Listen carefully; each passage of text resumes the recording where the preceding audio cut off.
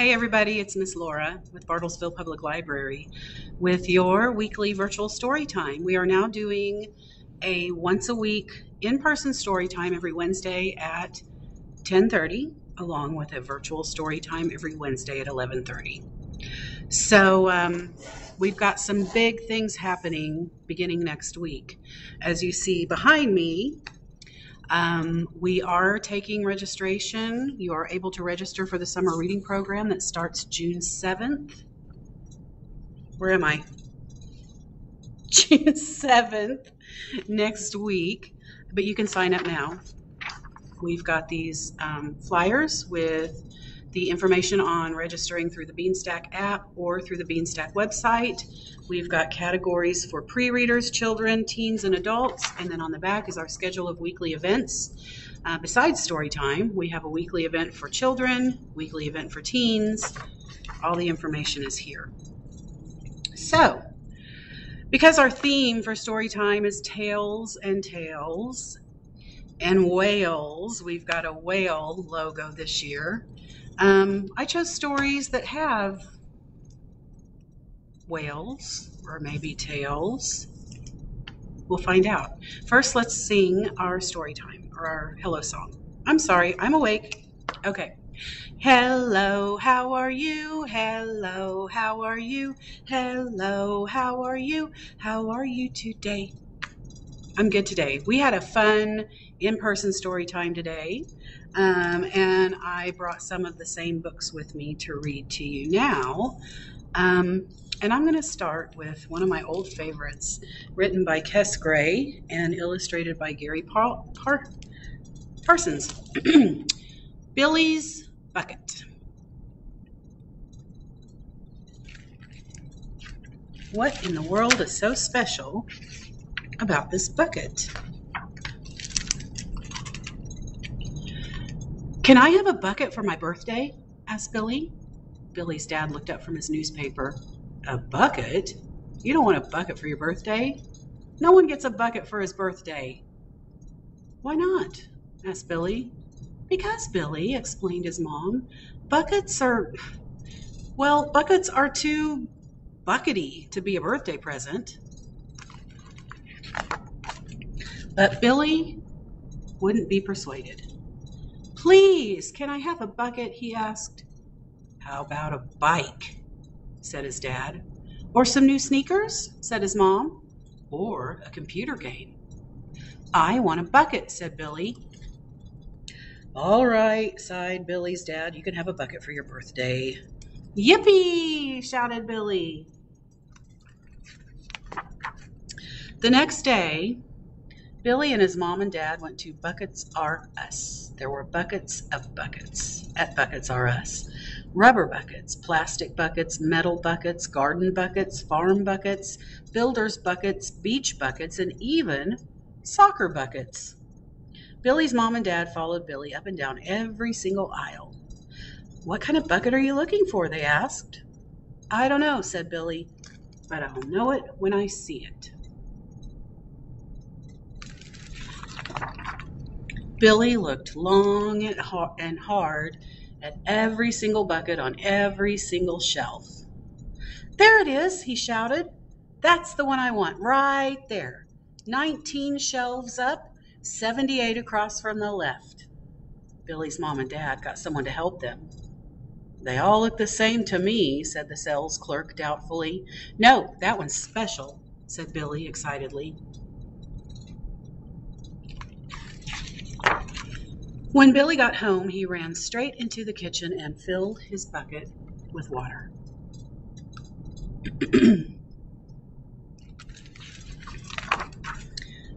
Cool, said Billy, peering inside his bucket. I can see a rock pool with crabs and seaweed and little shrimpy things. Of course you can, agreed his dad.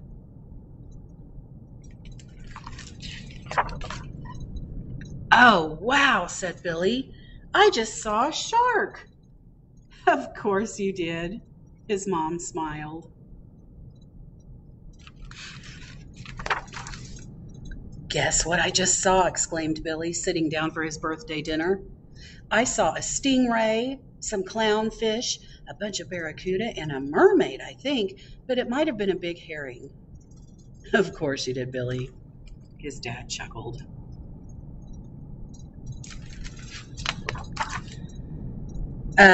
What's in your bucket at the moment, Billy? His dad chuckled again. 2 submarines and a sardine, said Billy. Well, now what's in your bucket, Billy? His mom giggled. 7 sea lions and a walrus, said Billy.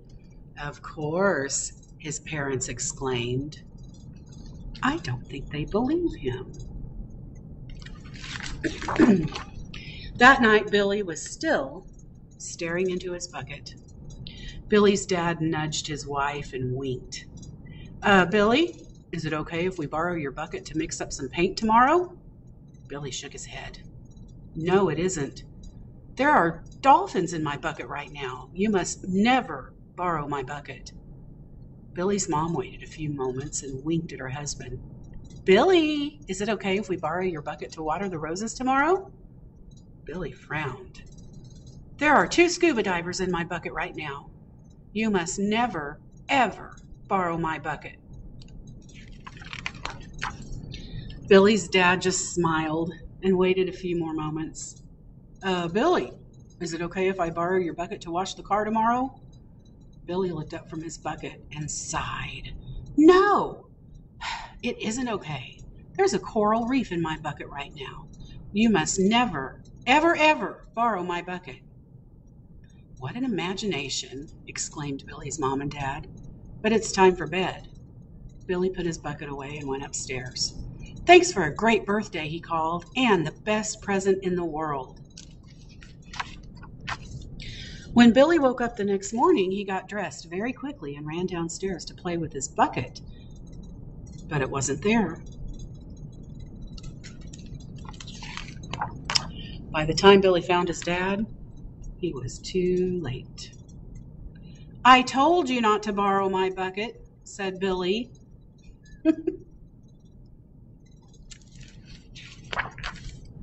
It took Billy's mom and dad 6 hours, 3 fire engines, 4 cranes, and a shoehorn to get that whale back into the bucket, and they never, ever borrowed Billy's bucket again.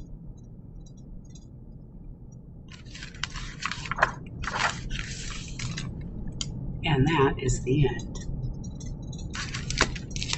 That's so funny. Let's sing a song. Let me see a turtle.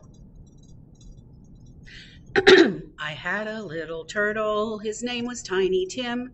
I put him in the bathtub to see if he could swim. He drank up all the water, he ate up all the soap.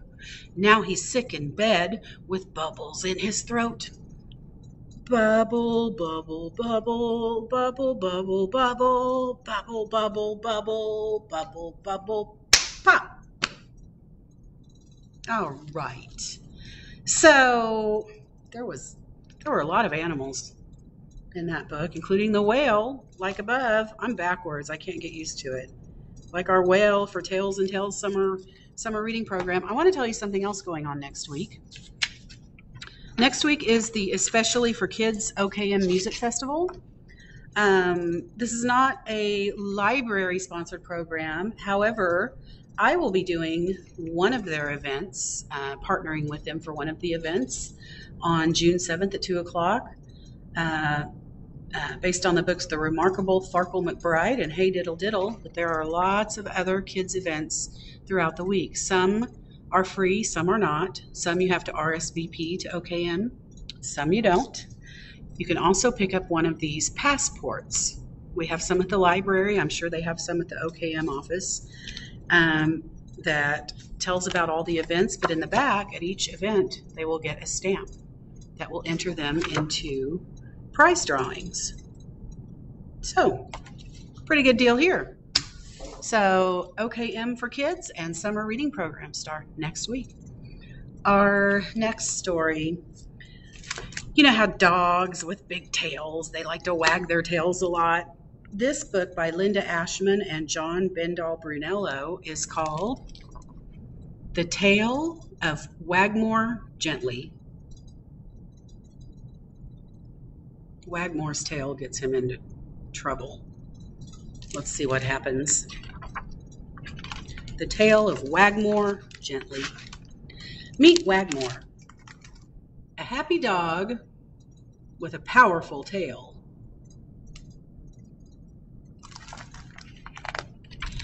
Which sometimes makes his family very unhappy. One wag can wake the deepest sleeper.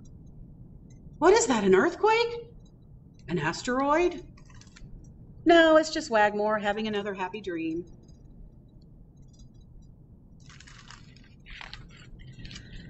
A mere twitch can wreck a game of checkers. And a few blissful thumps can spoil a fine musical performance.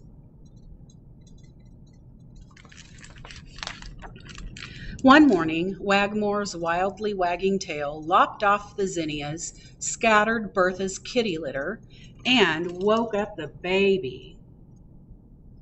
Mr. Greatley was furious. He threatened to keep Wagmore home from the trail trekkers' outing the next day if he didn't control his tail. Miss his favorite hike? That made Wagmore sad. He slipped away to the den, his tail drooping like a wilted daisy. But the sight of his favorite chair made him wag so hard he sent the table lamp crashing to the floor. Bertha the cat, disgusted by his lack of control, directed him to some self-help books. Wagmore spent the day reading, pausing every so often to practice his tail-taming exercises. When his tail twitched at the idea of a romp with Jack, he pictured a pack of scary dogs instead. When it wriggled at the prospect of a delicious meal, he forced himself to think of something far less appetizing. When it thumped at the thought of a warm, soft bed, he imagined the cold, hard floor of the doghouse. The next morning, when the trail trekkers checked their supplies, Mr. Gently gave Wagmore a stern reminder to control his tail. He said, "One wild wag and you'll spend the rest of the weekend on the porch, swatting yarn balls with Bertha." Wagmore vowed to remain wag-free. He was certain he'd conquered his problem at last. The trail trekkers began marching up the hill. Jack, a budding ornithologist, that's someone who studies birds, lagged behind, scanning the trees for exotic birds. Suddenly, he spotted a red tail feather through the leaves. He crept through the brush for a closer look. Wagmore loved blazing new trails, but he remembered his vow to restrain his tail and quashed his joy with a negative thought.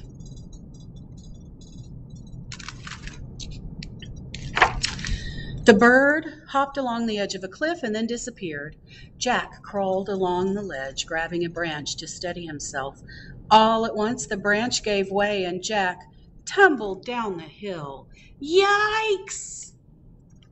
Wagmore was thrilled at the thought of rolling in the grass, but fought the urge to wag. He fought it so hard, in fact, he didn't realize that Jack was in trouble.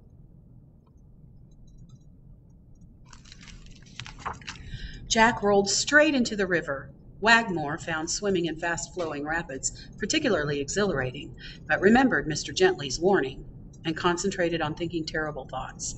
He concentrated so hard he didn't even notice the fear on Jack's face. Faster, Wagmore! When Wagmore finally realized that Jack needed help, he paddled him back to shore, and they sat by the river, resting. "Thanks, Wagmore," said Jack. "You saved me." Wagmore liked feeling appreciated. He liked it so much he couldn't think of a single unpleasant thought. His tail quivered. "We're lost, Wagmore," said Jack. "You've got to get us out of this canyon." Wagmore loved feeling needed. He struggled to stifle his happiness, but his willpower was weakening. His tail twitched harder. "I'm scared," said Jack. He gave Wagmore a hug. Wagmore loved hugs more than Bow Wow Beefy Bones. His tail trembled wildly. He curled up in a ball and focused all his energy on being miserable. And then Jack rubbed his belly. It was too much. Wagmore's tail hit the stream so hard it sent a blast of water shooting high into the air. A rescue helicopter flying overhead swooped down to take a closer look. Jack heard the helicopter above the roar of Wagmore's splashing tail. He waved his arms and shouted. The pilot landed and airlifted Jack and Wagmore to the top of the hill where the trail trekkers huddled, waiting for news of their lost companions. The trekkers were overjoyed to see Jack and Wagmore leap from the helicopter. The pilot said, "That dog's a real hero. Never would have spotted the kid if not for that gusher he made with his tail." The warm welcome made Wagmore forget all about restraining his tail. He wagged so hard he snapped a sapling in half and sent leaves flying everywhere, and for once, Mr. Gently didn't mind. News of the rescue spread quickly. Reporters and camera crews flocked to the house to meet the heroic dog. Wagmore, delighted, no longer bothered to contain his joy. The Forest Rescue Squad had a party in his honor. The whole town came, which of course made Wagmore very happy.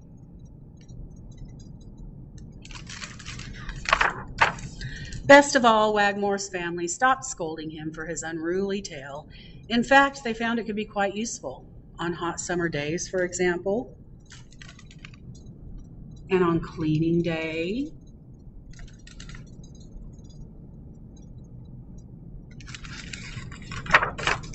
and once they bought some earmuffs and rearranged the furniture, Wagmore's tail wasn't a problem at all.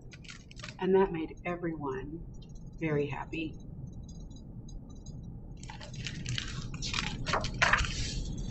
Especially who? Especially Wagmore. All right, that's the end of story time today. Remember, story time every Wednesday, 10:30 in person, 11:30 on Facebook. Summer reading program starts next week. You can still sign up anytime. And next week is the Especially for Kids series of OKM Music Festival events. I will see you next week. Thanks.